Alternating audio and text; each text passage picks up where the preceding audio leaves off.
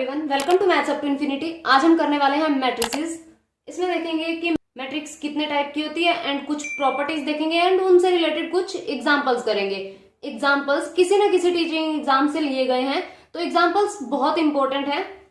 तो स्टार्ट करते हैं। मैट्रिक्स मैट्रिक्स होती क्या है? कोई सेट है mn नंबर्स का, और अगर हम उसे m rows and n columns में अरेंज कर पाए इस तरह से a11, a12 up to a1n and a21, a22, am1, am2 and amn, इस तरह से अगर हम उसे अरेंज कर पाए तो वो मैट्रिक्स बन जाती है। एक रेक्टेंगुलर एरे है ये, m क्रॉस n इसका ऑर्डर होता है, m rows and n columns. ये रोज हैं r1 r2, ये rm रोज हैं एंड ये c1 c2 एंड cn ये कॉलम्स हैं। तो ये तो मैट्रिक्स होती है। आगे हम देख लेते हैं कि मैट्रिक्स कितने टाइप की होती है।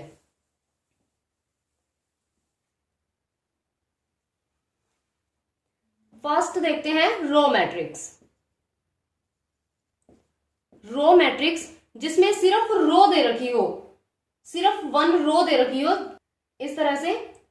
जैसे ये सिर्फ एक रो है 1 2 3 4, मतलब कॉलम कितने मर्जी हो, ये कॉलम है और एक रो है, तो ये रो मैट्रिक्स हो जाएगी। इसी तरह से कॉलम मैट्रिक्स इस वे में, ये कॉलम एक है लेकिन रो ज्यादा है, तो ये कॉलम मैट्रिक्स हो जाएगी। जिसमें एक रो हो वो रो मैट्रिक्स एंड जिसमें एक कॉलम हो वो कॉलम मैट्रिक्स होती है। Next is rectangular matrix. Rectangular matrix rectangular matrix वो होती है जिसमें, जैसे ये एग्जांपल देखते हैं हम, 1 2 3 4 5 6 ये ले लिया हमने। ये यहां 2 इंटू 3 की हो गई। ये रेक्टेंगुलर मैट्रिक्स है जिसमें m not equal to n हो, यानी रो कॉलम इक्वल नहीं होने चाहिए, वो रेक्टेंगुलर मैट्रिक्स हो जाती है। एंड जिसमें रो कॉलम इक्वल हो गए वो स्क्वायर मैट्रिक्स हो जाती है। अगर m एंड n इक्वल हो गए वो स्क्वायर मैट्रिक्स हो जाएगी, और जब इक्वल नहीं होंगे तो वो रेक्टेंगुलर मैट्रिक्स हो जाएगी। चाहे 3 इंटू 2 की ले लो, इक्वल नहीं होने चाहिए बस रेक्टेंगुलर मैट्रिक्स में, एंड स्क्वायर मैट्रिक्स में इक्वल हो जाते हैं।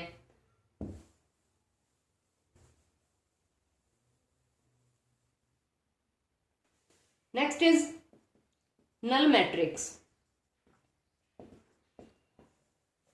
जिसके सारे के सारे एलिमेंट जीरो हों, सारे जीरो हों, वो नल मैट्रिक्स होती है। तो ये तो 3 इंटू 3 की नल मैट्रिक्स हो गई। नेक्स्ट है डायगोनल मैट्रिक्स।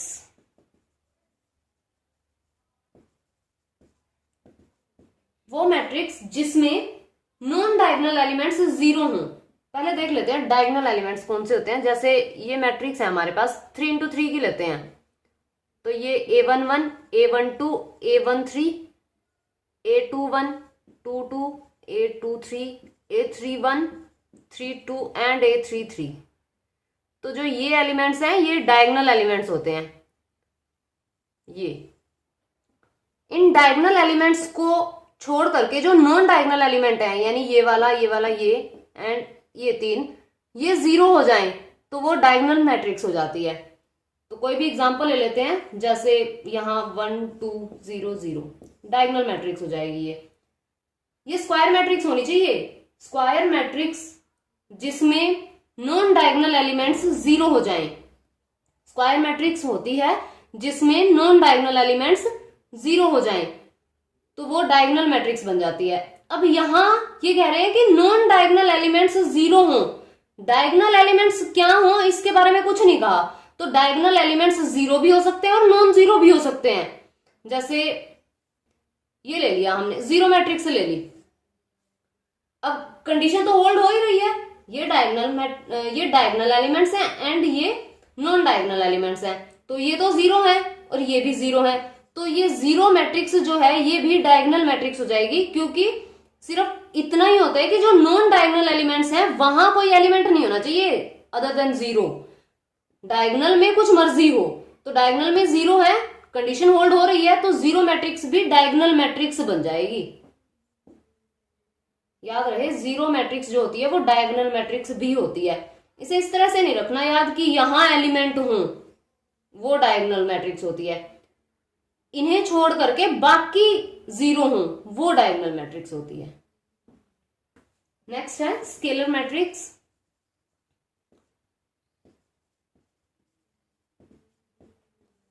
वो डायगोनल मैट्रिक्स, ये डायगोनल मैट्रिक्स होती है जिसमें जो एलिमेंट्स हैं यहां डायगोनल पे वो इक्वल हो, 1 1 2 2 जो भी हो इक्वल हो, तो ये स्केलर मैट्रिक्स हो जाती है। बाकी तो जीरो ही हो, क्योंकि उसने कह दिया कि अ डायगोनल मैट्रिक्स, डायगोनल तो वो हो ही, यानी नॉन डायगोनल एलिमेंट्स है वो तो जीरो हो ही, लेकिन जो डायगोनल एलिमेंट्स है वो इक्वल हो तो वो स्केलर मैट्रिक्स हो जाती है। Next is unit matrix. वो मैट्रिक्स जिसमें जो नॉन डायगोनल एलिमेंट्स हैं वो जीरो हों एंड जो डायगोनल है वो 1 हो।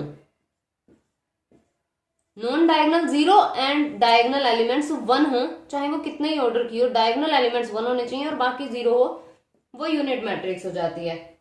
Next is triangular matrix. ये 2 टाइप की होती है, upper triangular and lower triangular. जो अपर ट्रायंगुलर मैट्रिक्स है उसमें below the principal diagonal zero हो, below the principal diagonal, principal diagonal मतलब डायगोनली, प्रिंसिपल डायगोनल जीरो, और lower triangular matrix above the principal diagonal zero हो जाए। Example लेते हैं, जैसे ये डायगोनल है तो ये जीरो होने चाहिए। अब यहां बिलो द प्रिंसिपल, ये डायगोनल हो गया and below the principal diagonal ये जीरो हो गए, तो इसका मतलब ये अपर ट्रायंगुलर है एंड लोअर ट्रायंगुलर लेंगे तो ये ऊपर के जीरो हो जाएंगे।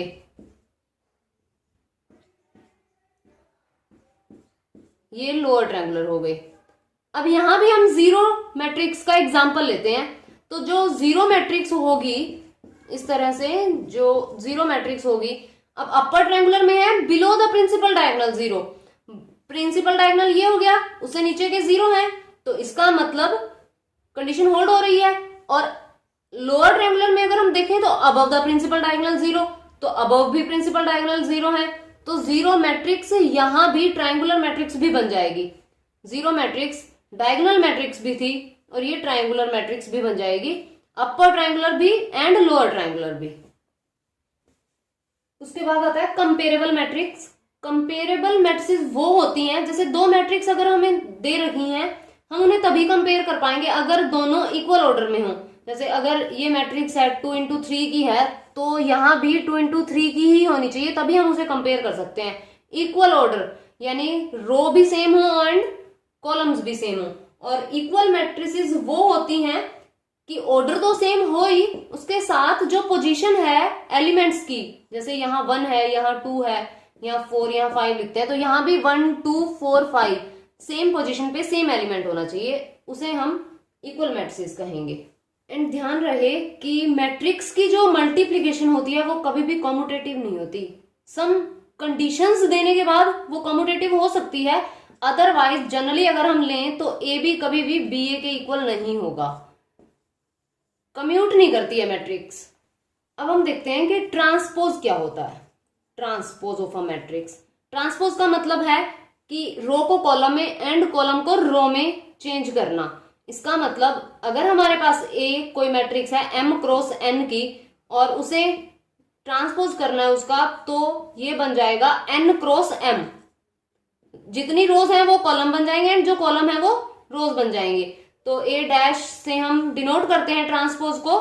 तो इस तरह से ट्रांसपोज करते हैं और इससे रिलेटेड कुछ प्रॉपर्टीज हैं, देख लेते हैं कि पहले एग्जांपल ले लेते हैं। एग्जांपल लेते हैं जैसे ये 1 2 3 3 इंटू 3 की मैट्रिक्स लेते हैं, 4 5 6 0 1 2 ले लेते हैं। फर्स्ट रो फर्स्ट कॉलम में चेंज हो जाएगी। तो ये अगर ए मैट्रिक्स है तो ए डैश बन जाएगा हमारे पास 1 2 3 और ये 4 5 6 0 1 2, इस तरह से ट्रांसपोज हो जाता है। अब प्रॉपर्टीज देखते हैं कि ट्रांसपोज की प्रॉपर्टीज क्या होती हैं। कुछ प्रॉपर्टीज देख लेते हैं ट्रांसपोज से रिलेटेड। जैसे ए डैश का अगर हम अगेन डैश करेंगे तो वापस से ए बन जाता है, मतलब डबल अगर ट्रांसपोज होगा किसी मैट्रिक्स का तो वापस से वही मैट्रिक्स आ जाएगी। एंड अगर यहाँ स्केलर मल्टीपल हो एंड उसका अगर हम ट्रांसपोज करें तो स्केलर मल्टीपल वैसे का वैसे बाहर आ जाता है और ये ए डैश हो जाता है। ट्रांसपोज सिर्फ मैट्रिक्स पे होगा। एंड अगर ए प्लस बी का ट्रांसपोज करेंगे तो ये ए डैश प्लस बी डैश हो जाएगा। ए बी का अगर हम डैश करेंगे देन ये बी डैश ए डैश होगा। इसे ऐसे नहीं ओपन करना है ए डैश बी डैश, ये बैक से ही ओपन होता है। एंड ये ए बी सी कितनी मर्जी मैट्रिक्स हो देन ये इसी तरह से ओपन होगा, C dash B dash and A dash. तो ये प्रॉपर्टीज थी कुछ ट्रांसपोज की। अब हम कुछ एग्जांपल्स देख लेते हैं। ये हमारे पास क्वेश्चन है, if A and B are two matrices such that A plus B and A B are both defined, then A and B are two matrices not necessarily of same order. A and B are square matrices of same order. And option C is number of column of A is equal to number of rows of B and none of these. तो देख लेते हैं पहले A and B दो matrices दे रखी हैं जिसमें A plus B and A B यानी कि एडिशन भी डिफाइन होता है और मल्टीप्लीकेशन भी। एडिशन कब डिफाइन हो सकता है? अगर दोनों मैट्रिक्स सेम ऑर्डर की हो। तो ए अगर हमारे पास m क्रॉस n मैट्रिक्स है देन बी को भी m क्रॉस n होना पड़ेगा, तभी ये डिफाइन हो सकता है, अदरवाइज नहीं हो सकता। एडिशन तभी डिफाइंड होगा अगर दोनों सेम ऑर्डर की होंगी। तो सेम ऑर्डर का होना पड़ेगा। ऑप्शन ए तो गलत हो गया, नॉट नेसेसरली कहा है सेम ऑर्डर, तो ऑप्शन 1 तो वैसे ही गया।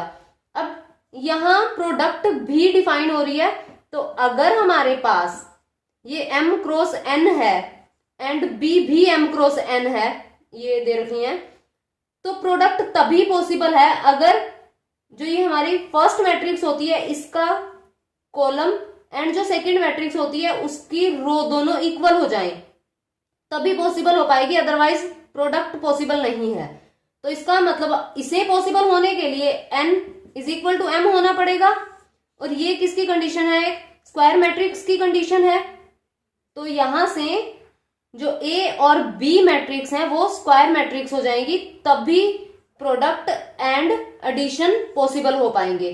तो यहां से ऑप्शन B ट्रू हो जाएगा। एंड ऑप्शन C में दे रखा है number of columns of A, मतलब A के ये columns and number of rose of B, और B की रो अगर इक्वल हो जाए तो ये तो ठीक है, प्रोडक्ट के लिए तो ये ऑप्शन ठीक है, लेकिन ऐसा होने पे एडिशन में प्रॉब्लम आ जाएगी।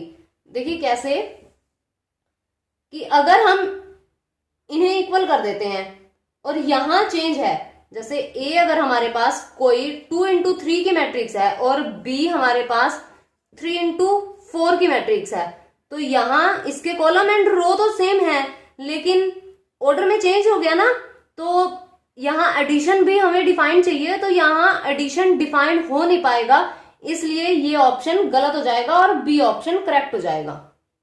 नेक्स्ट क्वेश्चन देखते हैं, if A is any m cross n matrix such that AB and BA are both defined, then B is a matrix of the type. बताना है कि किस टाइप की होगी B मैट्रिक्स। अब यहाँ AB भी डिफाइन हो रहा है एंड BA भी डिफाइन हो रहा है। A हमें दे रखी है m क्रॉस n मैट्रिक्स, तो B को यहाँ मल्टीप्लाई होने के लिए इसका कॉलम और इसकी रो तो सेम है, क्योंकि यहाँ डिफाइन हो रहा है तो यहाँ ये n है तो यहाँ तो n होना पड़ेगा। अब इसके कॉलम कितने भी हो सकते हैं, हम p ले लेते हैं कि p है, और यहाँ b a भी डिफाइन है, तो इसका मतलब है कि, और ये a है हमारे पास m क्रॉस n, a की रो m है तो b के कॉलम m होने पड़ेंगे क्योंकि b a डिफाइन हो रहा है। तो यहाँ इसकी रोज कितनी भी हो सकती हैं, हमें यहाँ कॉलम ही फाइंड आउट करना था, रोज तो n ही होंगी, तो यहाँ कॉलम कितने हो जाएंगे, m हो जाएंगे। तो b को क्या होना पड़ेगा, n क्रॉस m की मैट्रिक्स होना पड़ेगा, तभी पॉसिबल हो पाएगा। अगर मान लो यहाँ कुछ भी लिखते हैं हम तो यहाँ प्रॉब्लम आ जाएगी क्योंकि n को चेंज नहीं कर सकते, ये कोई आर्बिट्रेरी लिया है, और यहाँ इसे डिफाइन होने के लिए हम इसे चेंज नहीं कर सकते, ये कोई आर्बिट्रेरी बन जाएगा। तो इसका मतलब n क्रॉस m हो जाएगा। तो इसका जो ऑर्डर होगा मैट्रिक्स B का वो n क्रॉस m हो जाएगा और ऑप्शन B यहां से करेक्ट हो जाएगा। Next question is if A and B are two matrices such that AB is equal to B and BA is equal to A, then A square plus B square बताना है अब हमें। तो A square plus B square लेते हैं क्योंकि इसकी value चाहिए, इसे हम लिख लेते हैं AA plus BB, और अब हम यहां इस A की जगह BA वैल्यू पुट कर देते हैं और यहां B की जगह B वैल्यू पुट कर देते हैं, तो ये बन जाएगा हमारे पास BAB। अब ये लेते हैं, इनका पेयर बना लेते हैं, AB B हो जाएगा BA, और ये BA A हो जाएगा, BA A है एंड AB B है। तो A square plus B square हमारे पास बन जाएगा A प्लस B, और ऑप्शन C करेक्ट हो जाएगा। इसके बाद हम देखते हैं symmetric matrix and skew symmetric matrix. तो सिमेट्रिक मैट्रिक्स वो मैट्रिक्स होती है जिसमें अगर हम ट्रांसपोज करें मैट्रिक्स का तो वापस से वही मैट्रिक्स आनी चाहिए। अगर A का ट्रांसपोज कर रहे हैं तो A आना चाहिए, एंड स्क्यू सिमेट्रिक मैट्रिक्स अगर A डैश करें तो माइनस ऑफ A आए। ये सिमेट्रिक मैट्रिक्स की कंडीशन है and this one is skew symmetric matrix की कंडीशन। एग्जांपल देखते हैं।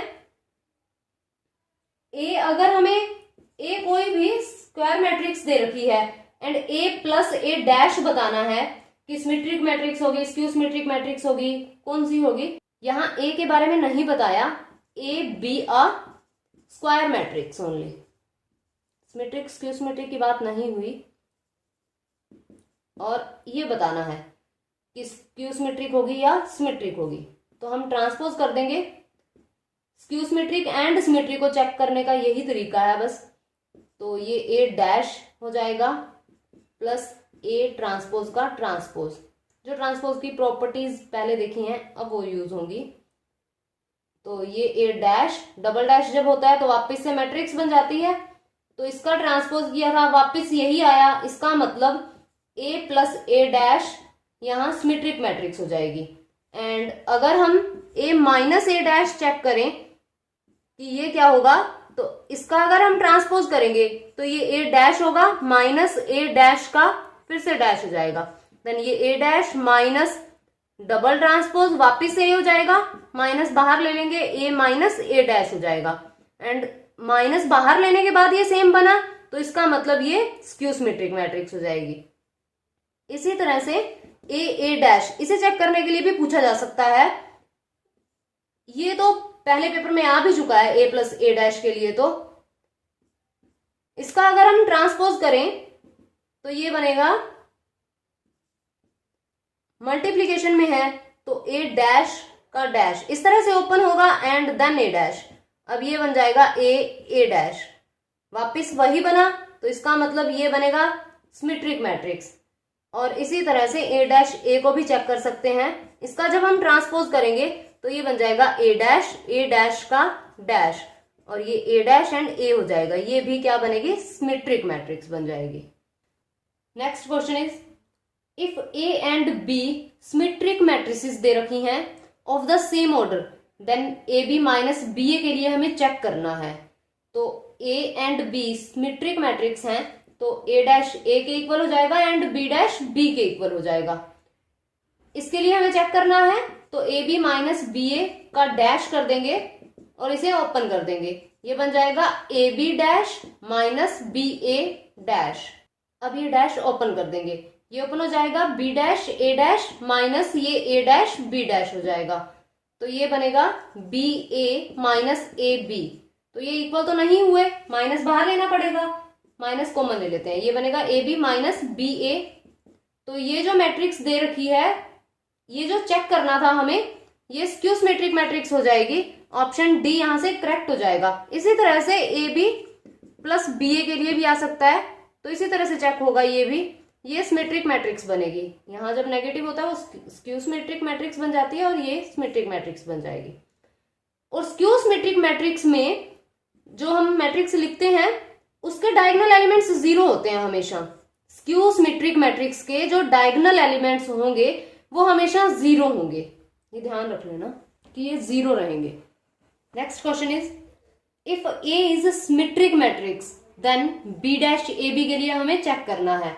तो ए सिमेट्रिक मैट्रिक्स दे रखी है, then A dash is equal to A हो जाएगा और इसे हमें चेक करना है। तो ये बनेगा बी डैश ए बी, इसका ट्रांसपोज कर देंगे तो ये बन जाएगा B dash A dash and B dash का अगेन डैश। तो ये बनेगा बी डैश, ये ए डैश ए बन जाएगा और डबल डैश फिर से बी बन जाएगा। तो जो हमने लिया था वही यहाँ आ रहा है, तो इसका मतलब ये सिमेट्रिक मैट्रिक्स बन जाएगी। अब हम यहाँ ए को चेंज करते हैं। ए सिमेट्रिक मैट्रिक्स दे रखी थी, स्क्यू सिमेट्रिक से भी करके देख लेते हैं। तो ए डैश अगर स्क्यू सिमेट्रिक मैट्रिक्स हो, if A is skew symmetric matrix then A dash minus of A हो जाएगा और हम बी डैश ए बी को चेक करते हैं। इसका ट्रांसपोज करेंगे तो B dash A dash B dash and again dash. ये बनेगा बी डैश, यहां अब हमारे पास ए डैश की वैल्यू माइनस ऑफ ए है तो ये माइनस ऑफ ए हो जाएगा एंड यहां बी हो जाएगा। तो ये स्क्यू सिमेट्रिक हो जाएगी। इसका मतलब अगर हमें ए सिमेट्रिक दे रखा है तो ये मैट्रिक्स सिमेट्रिक बनती है, और अगर हमें ए स्क्यू सिमेट्रिक दे रखा हो तो ये मैट्रिक्स स्क्यू सिमेट्रिक बनती है। इस तरह के क्वेश्चन आ जाते हैं, ये काफी इंपॉर्टेंट क्वेश्चन है। Next question, if A and B are symmetric matrices, A और बी दोनों सिमेट्रिक मैट्रिसेस हैं, इसका मतलब ए डैश ए होगा एंड बी डैश बी हो जाएगा। And A B symmetric matrix हो तो उसके लिए क्या कंडीशन बनेगी, हमें बताना है कि क्या कंडीशन बने कि ए बी जो है वो सिमेट्रिक मैट्रिक्स हो जाए। अगर ये सिमेट्रिक मैट्रिक्स होगी इसका मतलब ए बी का जब हम डैश करेंगे तो वो ए बी के इक्वल आएगा। सिमेट्रिक की तो डेफिनेशन ही यही है। तो इसका मतलब अब हम कंडीशन देखते हैं, तो ए बी डैश जब हम इसे ओपन करेंगे तो ये बी डैश ए डैश हो जाएगा और यहां बी ए हो जाएगा। अब हम बी ए को ए बी तो लिख नहीं सकते क्योंकि हर एक मैट्रिक्स के लिए तो ये पॉसिबल नहीं है और हमें कंडीशन बतानी है। तो इसका मतलब है कि ए बी तभी सिमेट्रिक मैट्रिक्स हो सकती है जब A B is equal to B A हो। ऐसा तभी पॉसिबल है जब A B is equal to B A हो। अगर इक्वल होगा तो हम इसे ए बी लिख पाएंगे एंड ये सिमेट्रिक मैट्रिक्स हो जाएगी। तो ए बी के लिए ये कंडीशन बन जाएगी। इस तरह के क्वेश्चन भी पूछे जा सकते हैं। एंड नेक्स्ट, कि अगर ए कोई सिमेट्रिक मैट्रिक्स दे रखी हो तो उसकी कितनी मर्जी अगर हम पावर कर दें तो वो मैट्रिक्स सिमेट्रिक मैट्रिक्स ही रहेगी। अगर हम n पावर ले लेते हैं ए एन, ये भी सिमेट्रिक मैट्रिक्स रहेगी अगर हमें ए सिमेट्रिक मैट्रिक्स दे रखी है। चेक कर लेते हैं, अगर सिमेट्रिक है then A dash is equal to A हो जाएगा। ए एन के लिए चेक करना है तो ए एन, इसका ट्रांसपोज कर देंगे, इसे हम n टाइम्स लिख लेते हैं, A and A N times and transpose back से ओपन होता है, सारी ए ही हैं, देन ए डैश इस तरह से ये ए डैश हो जाएगा। ये n टर्म्स ही हैं और यहाँ हम ए इस तरह लिख देंगे n टर्म्स एंड ये ए पावर n हो जाएगा। तो इसका जो ट्रांसपोज है वो इसी के इक्वल आ गया। तो इसका मतलब सिमेट्रिक मैट्रिक्स अगर दे रखी है तो उसकी कितनी मर्जी पावर कर दो वो सिमेट्रिक ही रहेगी। इसी तरह से स्क्यू सिमेट्रिक के लिए भी चेक कर लेते हैं। कि अगर हमें मैट्रिक्स स्क्यू सिमेट्रिक दे रखी हो तब क्या कंडीशन बनती है। अगर मैट्रिक्स स्क्यू सिमेट्रिक है then A dash is equal to minus of A हो जाएगा। एंड अगर हम ए एन के लिए चेक करना चाहें कि ए एन जो है वो क्या बनेगा, तो देखिए ए एन, तो ये बनेगा ए एन, इसका ट्रांसपोज करेंगे ए डॉट ए, इस तरह से एन टाइम्स लिखेंगे, ट्रांसपोज करेंगे हम, तो ये ए डैश एंड ए डैश हो जाएगा। ये एन टाइम्स लिखा गया है तो ये बनेगा माइनस ऑफ ए, क्योंकि हमें यहां ए डैश की value minus of A given है। तो -1, अगर ये n टाइम्स है तो -1 पावर n बाहर आ जाएगा एंड a पावर n बन जाएगा। अब यहां n पे डिपेंड करता है कि ये सिमेट्रिक होगी या फिर स्क्यू सिमेट्रिक होगी। अगर यहां n इवन है, n यहां इवन लेते हैं हम, तो ये पॉजिटिव हो जाएगा, देन ए एन का ट्रांसपोज ए एन के इक्वल आ जाएगा, इसका मतलब यहां सिमेट्रिक बन जाएगी। और अगर n ओड लेते हैं, कोई ओड नंबर होगा, देन ए एन का ट्रांसपोज करेंगे, यहां नेगेटिव हो जाएगा, माइनस ऑफ ए एन हो जाएगा, तो यहां ये स्क्यू सिमेट्रिक हो जाएगी। ओड के लिए स्क्यू सिमेट्रिक एंड इवन के लिए सिमेट्रिक हो जाएगी, ये कंडीशन बनेगी। लेकिन यहां अगर सिमेट्रिक दे रखी है फिर वो सिमेट्रिक ही रहेगी, लेकिन स्क्यू सिमेट्रिक में ये थोड़ा चेंज हो जाएगा। और इसके बाद ऐसी कोई मैट्रिक्स जो सिमेट्रिक भी हो एंड स्क्यू सिमेट्रिक भी हो, यानी दोनों कंडीशंस को अगर वो होल्ड करे तो वो कौन सी मैट्रिक्स होगी। इसका सिर्फ एक ही एग्जांपल है, जीरो मैट्रिक्स। जीरो मैट्रिक्स ऐसी मैट्रिक्स होती है जो सिमेट्रिक भी होती है एंड स्क्यू सिमेट्रिक भी होती है। इसके अलावा कोई भी मैट्रिक्स दोनों नहीं होंगी, सिर्फ एक जीरो मैट्रिक्स ऐसी बनेगी जो सिमेट्रिक भी होगी एंड स्क्यू सिमेट्रिक भी होगी। जीरो मैट्रिक्स कह दो या फिर null matrix. And next is orthogonal matrix.